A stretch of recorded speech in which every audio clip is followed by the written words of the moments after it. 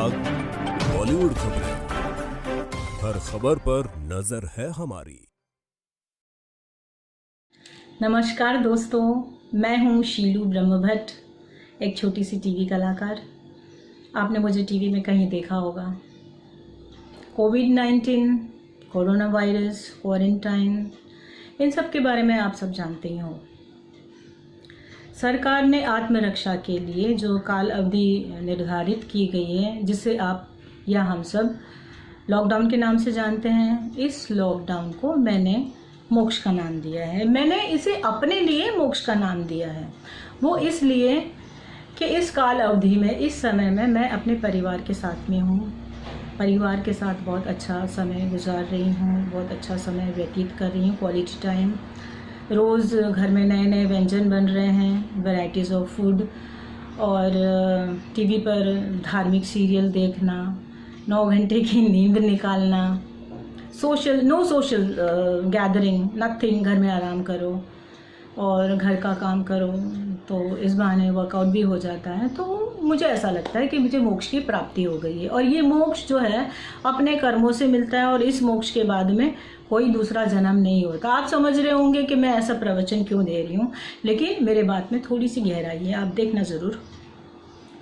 मगर ये मोक्ष मुझे चाइना की बदौलत मिला है, और चाइना की तरह ही टेम्पररी है। जैसे ही भारत की स्थिति कंट्रोल में आ जाएगी, नियंत्रण में आ जाएगी, ये मेरा मोक्ष भी ख़त्म हो जाएगा, and then I will be back to my normal life. तो कहने का तात्पर्य ये है कि इस बीमारी का जोड़ तोड़ ज़रूर निकलेगा, क्योंकि इसके लिए हमारे भारत के बहुत दिग्गज लोग प्रयास कर रहे हैं। तो ये बीमारी ज़्यादा दिन तक भारत में पनप नहीं सकती। इस महामारी में जितने भी लोगों की जानें गई है, उसकी भरपाई तो नहीं हो सकती है, और जो लोग इस बीमारी से संक्रमित हैं, जूझ रहे हैं, लड़ रहे हैं, मैं उनके लिए ईश्वर से रोज़ कामना करती हूँ, रोज़ प्रार्थना करती हूँ कि ईश्वर उन्हें अच्छा स्वास्थ्य बहुत जल्दी ही प्रदान करे। और इस बीमारी के खिलाफ उन सभी योद्धाओं को मैं नतमस्तक होकर प्रणाम करती हूँ, अपना शीश नवाती हूँ, जिन्होंने दिन रात की चिंता किए बगैर इस बीमारी में लड़ने में अपना सहयोग दिया, अपना कंट्रीब्यूशन दिया है। और फिर चाहे वो किराना माल बेचने वाला हो, या फिर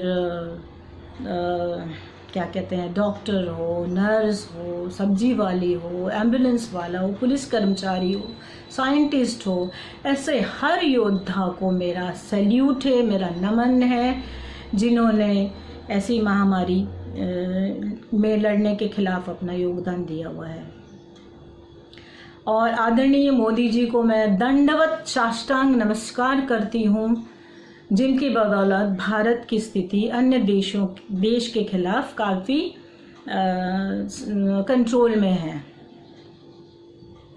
लेकिन अकेले मोदी जी इस बीमारी के खिलाफ नहीं लड़ पाएंगे, उसमें हमें अपना सहकार देना चाहिए। मतलब मैं ये नहीं कहती कि हमारे बिना कुछ नहीं होगा, वो अकेले काफ़ी सक्षम है। मेरा कहने का तात्पर्य ये है कि उनके निर्देशों का पालन हमें करना ही चाहिए। वो जैसे कहते हैं वैसा करना चाहिए। आप सब लोग न्यूज़ तो देखते ही होंगे, तो आप लोगों को अच्छे से पता है कि कौन कौन से ऐसे लोग हैं जो सरकार के निर्देशन की अवहेलना कर रहे हैं। देखिए, मैं कोई साइंटिस्ट नहीं हूँ, मैं कोई डॉक्टर नहीं हूँ, मैं एक आम नागरिक हूँ। मैं सिवाय प्रार्थना के और क्या कर सकती हूँ।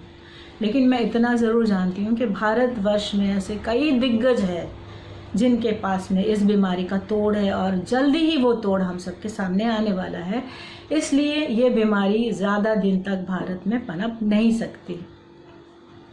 तो आप लोगों का ज़्यादा समय ना लेते हुए, आप लोगों को ज़्यादा बोर ना करते हुए, मैं अपने शब्दों को विराम देना चाहूँगी, और अंत में सिर्फ यही कहना चाहूँगी कि दुख जो है वो हम बेच नहीं सकते, और सुख हम खरीद नहीं सकते।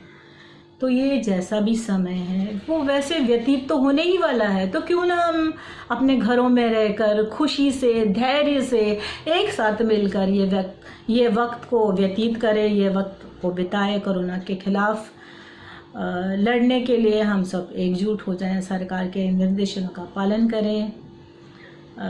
धन्यवाद। जय भारत। कोरोना वायरस कोई गुप्त रोग नहीं है। इसके संक्रमण एक दूसरे के मिलने जुलने से फैलता है। मास्क लगाएं, हाथ धोएं, भीड़ भाड़ वाली जगह में जाने से बचें। खांसी बुखार जैसे लक्षण होने पर तुरंत डॉक्टर की सलाह लें। आप अपने लिए, अपने परिवार के लिए और देश के लिए अपना कर्तव्य निभाएंगे, कोरोना हारेगा, भारत जीतेगा। बेबाक बॉलीवुड खबरें परिवार आपसे अपील करता है कि सरकार के आदेशों का पालन करें, घर पर रहें, सुरक्षित रहें, सावधान रहें। जान है तो जहान है। और एक बात और, अपने आसपास देखिए कोई भी भूखा ना सोए, उसे खाना दें, उसकी सहायता करें। ये इंसानी कर्तव्य है। मैं वर्सेटाइल वी आर्टिस्ट आपसे सिर्फ यही कहना चाहूंगा, हमारी वीडियो को ना लाइक करें ना कमेंट करें, प्लीज देश के लिए शेयर जरूर कर देना।